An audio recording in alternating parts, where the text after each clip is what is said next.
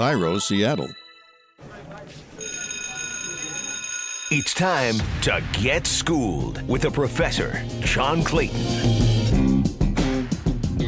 Welcome to Schooled with the Professor, and the draft is just around the corner, and we offer congratulations to Trey Wingo, who now is going to be doing the full draft coverage. He's been doing the second day, the third day, and now take over for Chris Berman doing the full draft. And, of course, wanted to talk about just the entity known as the draft, Trey. And first off, thanks for joining us here.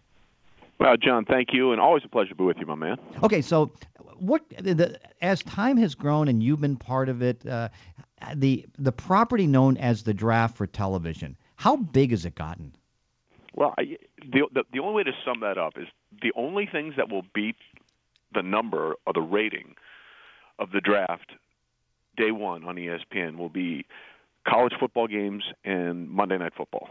That's essentially it. Maybe a conference championship NBA playoff game, but that's about it. That's the kind of eyeballs that the draft draws these days. And, you know, when they started this idea of, 4 or 5 years ago now, of doing it in prime time on a Thursday night, I was one of many people that was very skeptical because I just didn't think that they were going to get the eyeballs going up against primetime television and all this other stuff. And boy, was I wrong, because it has been the best thing for the draft. It was always a lot of fun, and a lot of people watched it, but once they put it on prime time for those Thursday and Friday nights, it has absolutely gone through the roof. Yeah, and I mean, because I still remember back in the old days in the 70s, I mean, we're there like 2, 3 in the morning in a stadium. Yeah. The draft was going forever. It was how many rounds, 15 rounds or some crazy stuff like that. And now because, you get the first day, then you go 2 rounds the next day. I mean, it's huge. But what do you think it is that kind of grabs that? Why does it make it so big? To a point where it outdraws NBA finals and college championships and things of that nature. Well, two reasons. One, first of all, it's the only true reality television show there is. Any other reality television show is not real because you see 100 cameras. You can't pretend like the cameras aren't there, okay? Where I'm so surprised that all this stuff happens. There is no reality television except the draft. John, you could have made a ton of money last year if you had said, I'll bet you the words you won't have to say at the draft will be gas mask bong. And somehow that came up in the draft last year. I mean, you just never know what's going to happen, and it's crazy. So that's part of it. The other thing is no one's wrong on draft day. Everyone has opinions, but nobody is wrong. You won't be wrong until 3 years or 4 years down the road. You can look back at the 2011 draft and say, yeah, we were wrong to draft Blaine Gabbert, Christian Ponder, and Jake Locker in the first round. We were wrong, but no one's wrong on draft day because all you have is your opinion and your belief, and then it'll play out over the next couple of seasons. So that's, I think, the other thing about it. Everybody is fully convinced of their convictions, and that's what drives the passion about it.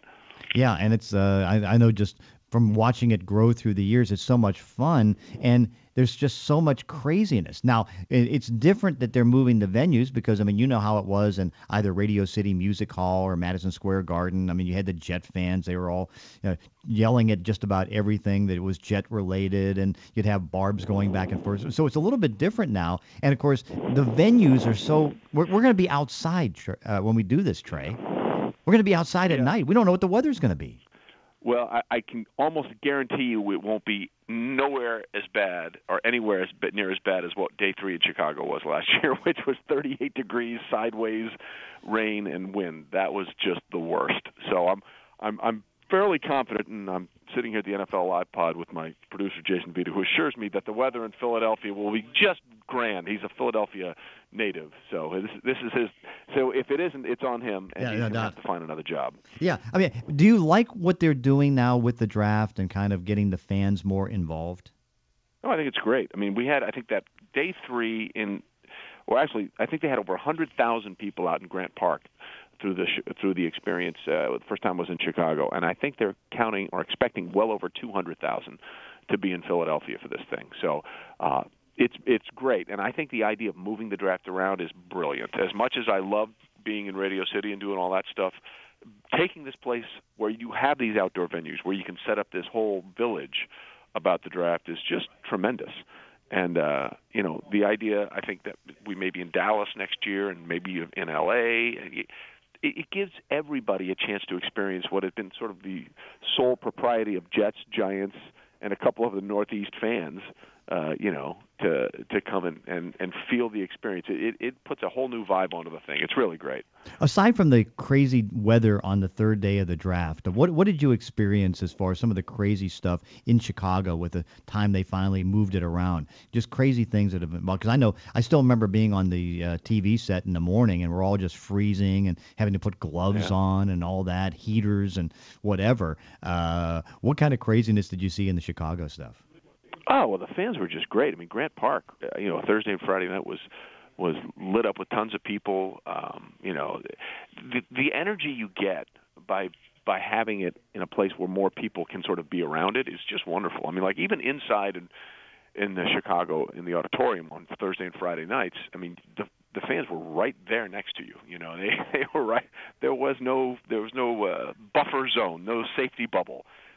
But that's what makes it great. And, you just – the more fans that get involved, the more vibe and energy the entire process gets, and that's what makes it really fun. No doubt about it. Talking to Trey Wingo, the idea that they are going to continue, and in fact, the story came out today that now Vegas might be in play once they get their stadium built and once they start to get set up with the Raiders. That would be interesting. It certainly would. And if we're doing all this, can we just get rid of these ridiculous NFL gambling laws? I mean, if you're going to have the draft and a team in Vegas, how can you penalize? And I know it's a rule, and they're following the rule, but I think at this point that rule has got to go. How can you penalize NFL players for doing an arm wrestling event inside a casino? I mean, come on. Yeah, come on. No, it is silly because, I mean, first off, insane. you're getting $750 million to help build a stadium from Vegas. You're talking about maybe moving their money. You need the money. They make their money from, John? Oh, yeah, that's true. But then, the idea is now for the first time in Vegas, the place that down the line they're considering to hold the draft, you can bet on who's going to get drafted.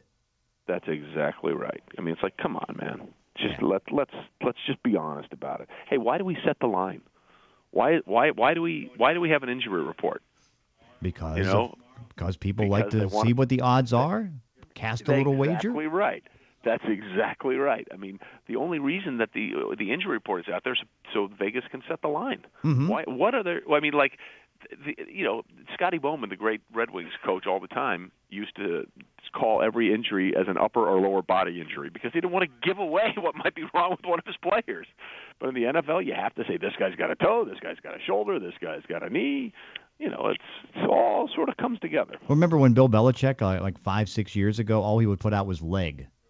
Yeah, he wouldn't even go upper or lower. It was just leg. Yeah, well, not only that, but I think he once got in trouble for not being full disclosure on the injury report, so he put Tom Brady's shoulder on the injury report, I think, for 6 straight years. Exactly.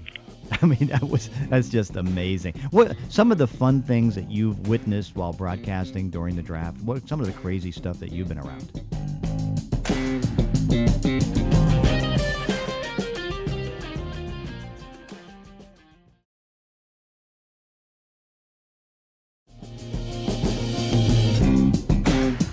Some of the fun things that you've witnessed while broadcasting during the draft. What some of the crazy stuff that you've been around? Well, to me, the some of the crazy stuff is some of the stories of these kids that are picked, and that's I'm going through the notes right now on the cornerbacks that are it's a really deep cornerback draft, as you know. But it's just the amazing routes that some of these kids take to hopefully have a chance at success in the NFL, and some of the things that they had to deal with and persevere with.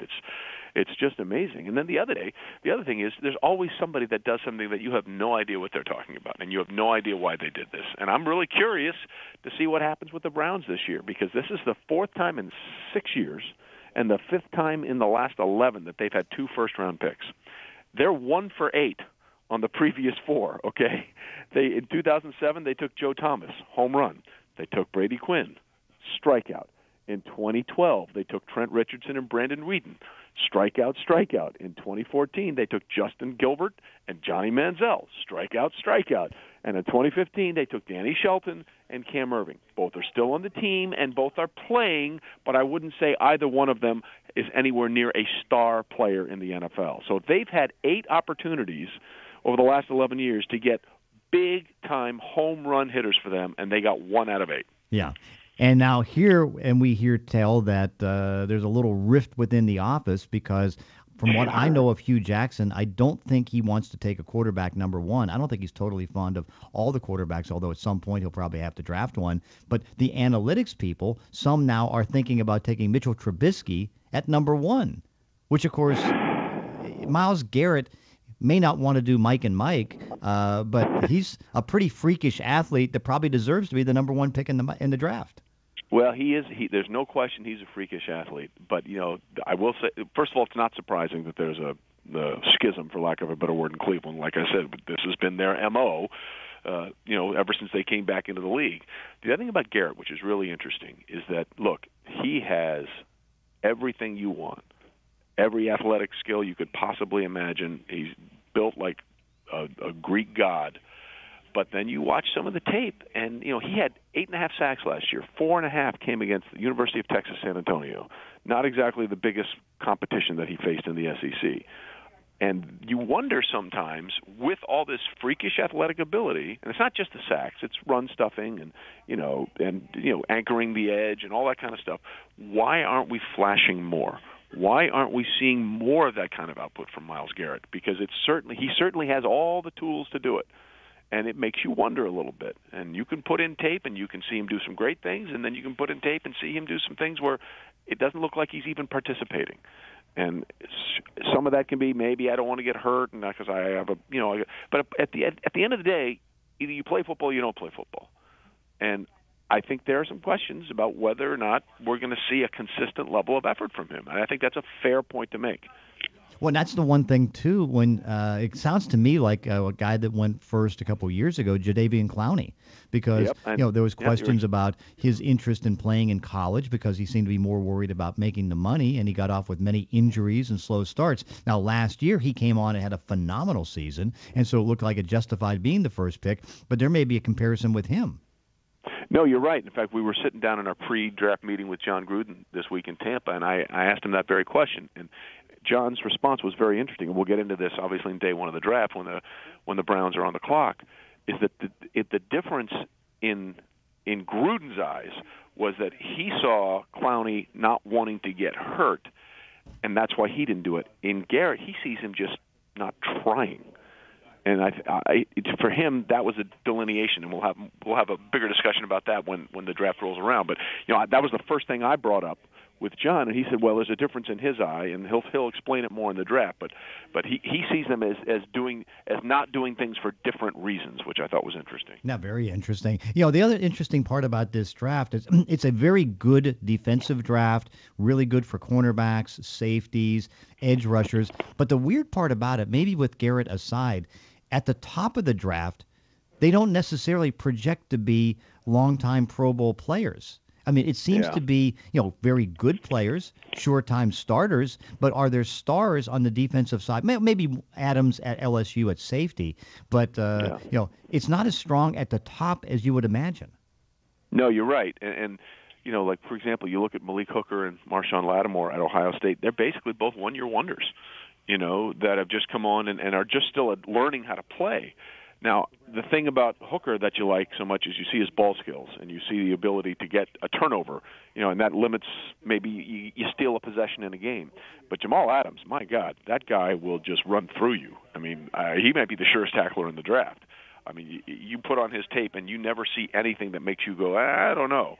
But, he's not the interceptor that Malik Hooker can be at the next level. So you're right. There's a lot of people I think that are very comfortable taking a lot of these guys in the second round, but they have to take somebody in the first round, and it's going to be interesting to see how that shakes out. Yeah, because I remember that from 2013. Remember how bad that draft now turned out to be. There's only like 51 players that are still on the teams that drafted them, and most of the first rounders are gone. What was it, like a 32, something like 32 out of this? More than half of the first two rounds are no longer with their teams. But I remember that, and it's like there's some years where you lose bad enough, you end up getting a high enough draft choice, it may not benefit you.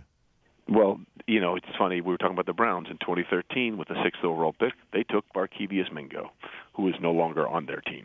So, yeah, to that point. I mean, look, I'm not trying to pile on the Browns, but they're the best at bad. They're the best bad drafters ever.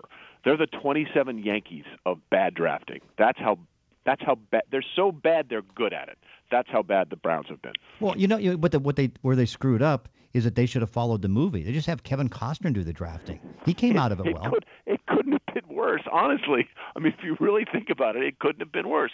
In fact, let's just do this, okay? 2010 was Joe Hayden, home run. 2011, Phil Taylor, first rounder, out. We mentioned 2012. We mentioned 2013. We mentioned 2014. And now let's go back to 2016. Coleman, the wide receiver out of Baylor. It was okay. They drafted 5 wide receivers last year, or 5 pass catchers. I think one of them was a tight end. Not one of them hit. Not one of them. Now, they may hit this year, and Coleman may get better. He was injured last year. He showed a little bit. But if you draft 5 wide receivers or 5 pass catchers, surely one of them should break out. It's like the Walmart or Sam's Club. We're just going to go for volume shooting here and see what happens. When I went through camp, I kind of counted.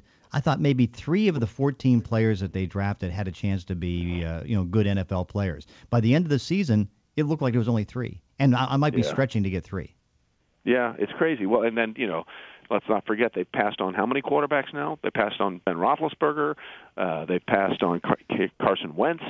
The number of quarterbacks that they could have had, and they've let go and had somebody else take is just remarkable. And, of course, they've had the 25, I think, or 26 starting quarterbacks since they've come back into the league in 1999, by far the most in the NFL. Well, you will be quarterbacking the draft all 3 days from Philadelphia on ESPN. Trey Wingo, thanks for joining us. Johnny, anytime, man. Really looking forward to it. That's it for this week's edition of Schooled. You can follow me on Twitter at ClaytonESPN. Thanks for listening. Class dismissed.